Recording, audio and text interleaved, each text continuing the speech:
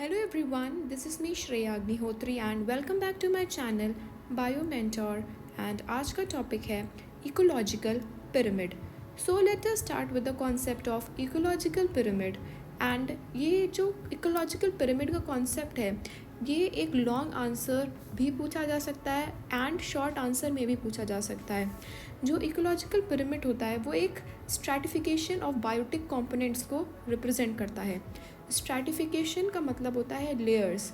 Layers में जो organisms होते हैं वो प्रेजेंट होते हैं. Like stratification of biotic component, जो भी लिविंग कंपोनेंट है उनको एक लेयर्स में शो करता है. ये एक रिप्रेजेंटेशन होती है. वो रिप्रेजेंटेशन ग्राफिकल फॉर्म में भी हो सकती है और पिक्चर फॉर्म में भी या पिक्टोरियल फॉर्म में भी हो सकती है. सो जो इकोलॉजिकल पिरामिड होते हैं वो 3 टाइप के होते हैं: pyramid of number, pyramid of biomass and pyramid of energy. जो पिरामिड ऑफ नंबर होता है it deals with the relationship between the number of producer and consumer at different level. ये हमें एक रिलेशनशिप बताती है नंबर ऑफ प्रोड्यूसर्स और consumers की अलग अलग लेवल पे. ये एक मेन कॉन्सेप्ट मैं बताने जा रही हूँ जो बहुत इम्पॉर्टेंट है, जो हम याद रख सकते हैं पिरामिड्स को. जो भी पिरामिड है उसके अगर बेस पे, अगर किसी भी पिरामिड के बेस पे, ये हमारा बेस है, किसी भी पिरामिड जो भी है लाइक नंबर है, एनर्जी है, बायोमास है, अगर कोई भी बेस पे प्रेजेंट है इसका मतलब ये है कि उसकी एनर्जी ज़्यादा होगी, उसका बायोमास ज़्यादा होगा और उसका नंबर ज़्यादा होगा. और जैसे ही हम बेस से ऊपर की तरफ जाते हैं, बेस से ऊपर की तरफ जाते हैं तो इन केस ऑफ नंबर डिक्रीज़ होता है. इन केस ऑफ बायोमास डिक्रीज़ होता है. इन केस ऑफ एनर्जी डिक्रीज़ होती है. तो हम ये कह सकते हैं ये एक डिसेंडिंग ऑर्डर फॉलो कर रहा है, मतलब ज़्यादा से छोटे की तरफ जा रहा है. तो इस केस में पिरामिड ऑफ नंबर के केस में क्या होता है, जो प्रोड्यूसर्स होते हैं वो नीचे के लेवल पर प्रेजेंट होते हैं, मतलब प्रोड्यूसर्स का नंबर ज़्यादा है. इस केस में हम देख सकते हैं कि प्रोड्यूसर का नंबर ज़्यादा है और धीमे धीमे करके चीज़ें डिक्रीज़ होना शुरू हो जाती हैं. फाइन.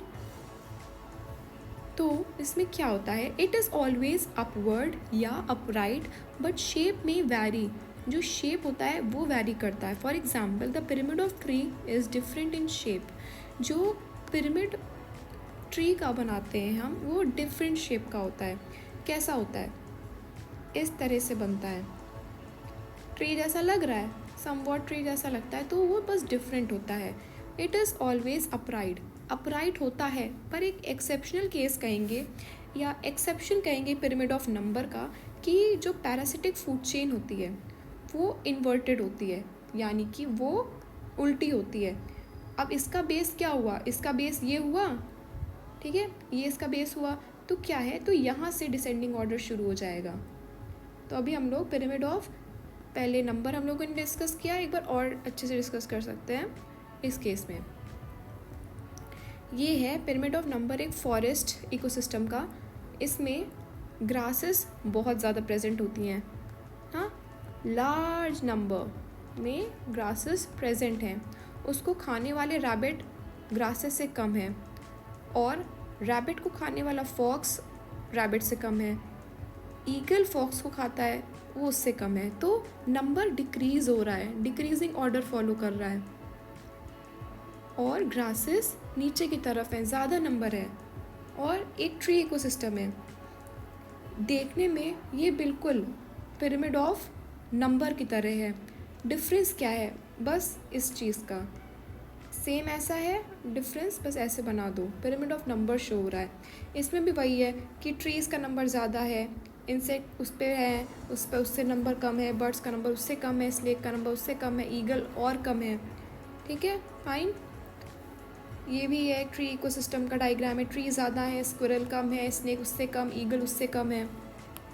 ये है पिरामिड ऑफ नंबर. और इसका एक दूसरा एग्जाम्पल कह सकते हैं नंबर का, पैरासिटिक फूड चेन। अब पैरासिटिक फूड चेन में क्या होता है कि ये पहली बात तो पिरामिड ऑफ नंबर के अंदर ही आती है, बट ये इन्वर्टेड होती है, यानी कि ये होती है हमारी उल्टी। लेकिन मैंने जैसे बताया कि इसका बेस है, तो ऑब्वियसली डिसेंडिंग ऑर्डर में ही जाएगा। यहाँ पर जो भी चीज़ होगी, चाहे वो नंबर हो, बायोमास हो, कुछ भी हो, वो ज़्यादा रहेगा। एनर्जी हमेशा अपराइट होती है। इसमें क्या है, अपर पैरासाइट हर्बीवोर। इसमें क्या होता है कि ज़्यादा से कम की तरफ तो मूव कर रहा है, fine. Number keeps on decreasing, bacteria का नंबर सबसे ज़्यादा, टिक्स का बैक्टीरिया के कंपैरिजन में कम, बर्ड रोडेंट का टिक बग और लाइस के कंपैरिजन में कम, प्रोड्यूसर्स का उससे भी कम। बैक्टीरिया, फंजाई, एल्गी, टिक इसके ऊपर रहते हैं, बर्ड्स के ऊपर टिक्स रहती हैं जो कि कम प्रेजेंट हैं, और बर्ड्स या रोडेंट्स प्रोड्यूसर पे फीड करते हैं, या नंबर है, ठीक है, तो उससे कम होता जा रहा है इस केस में, फाइन। और जो नेक्स्ट एग्जाम्पल हम लेने वाले हैं, not an example but pyramid of biomass हम लोग शुरू करने वाले हैं। जो पिरामिड ऑफ बायोमास, बायो का मतलब होता है लिविंग, मास मतलब वेट, लिविंग वेट जो भी है। Pyramid of biomass show quantitative मतलब नंबर मतलब लाइक कितना वेट है उसका, weight, relationship between the standing crop.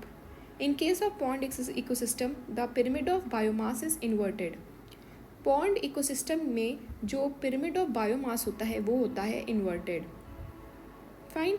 The biomass of the member of ecosystem make a food chain present at any one time which forms the pyramid of biomass. इसको हम ऐसे देख सकते हैं, ये ग्रासलैंड इकोसिस्टम है, इसमें हम क्या पढ़ने जा रहे हैं, इसमें हम मास, बायोमास पढ़ रहे हैं। तो ग्रास का मास ज़्यादा है, फाइन, रैबिट का उससे कम है, क्योंकि ग्रासेस बहुत प्रेजेंट होती हैं, all over the earth present हैं, तो ग्रासेस का मास सबसे ज़्यादा होगा, जो कि प्रोड्यूसर्स हैं, या ग्रासेस हैं या प्लांट्स हैं, ठीक है। फिर उसके बाद फॉक्स आ गया, उसका नंबर रैबिट से भी कम है, ईगल का और कम है। ये है ग्रासलैंड इकोसिस्टम। अब है पॉन्ड इकोसिस्टम, ये इन्वर्टेड है, फाइन। पॉन्ड इकोसिस्टम जो है वो है inverted. Hawk, crane, finch, big fish, small fish, zooplankton, और उसके बाद लार्वा, उसके बाद फाइटोप्लैंकटन, ग्रासेस। इसमें क्या होता है कि मास धीमे धीमे करके डिक्रीज़ होने लगा है। हॉक का मास सबसे ज़्यादा बायोमास, फिर फिश का उससे कम, हॉक के कंपैरिजन में स्मॉल फिश का बिग फिश से कम, जू प्लैंकटन या लार्वा का स्मॉल फिशेस से कम, फाइटोप्लैंकटन या ग्रासेस का जू प्लैंकटन से कम। तो ये है पॉन्ड इकोसिस्टम। अब है पिरामिड ऑफ एनर्जी। जो पिरामिड ऑफ एनर्जी होती है, इट इज़ ऑलवेज अपराइट, हमेशा ये होगी अपराइट। पिरामिड ऑफ क्या, energy is always upright. It is always upright because the food energy decreases as it moves from producers to various level of consumers.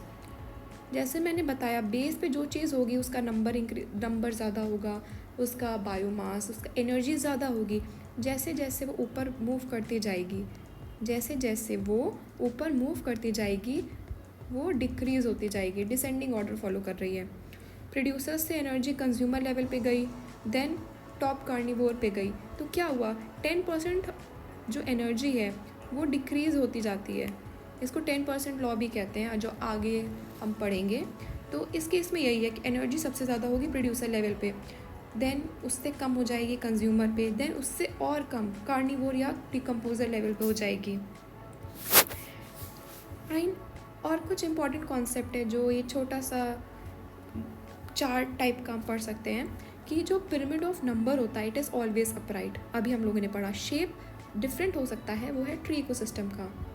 Pyramid of biomass जो होता है, it is upright, ठीक। Pyramid of energy is always upright. जो pyramid of number है, it can be also inverted for parasitic ecosystem. Parasitic ecosystem के लिए उल्टा होता है।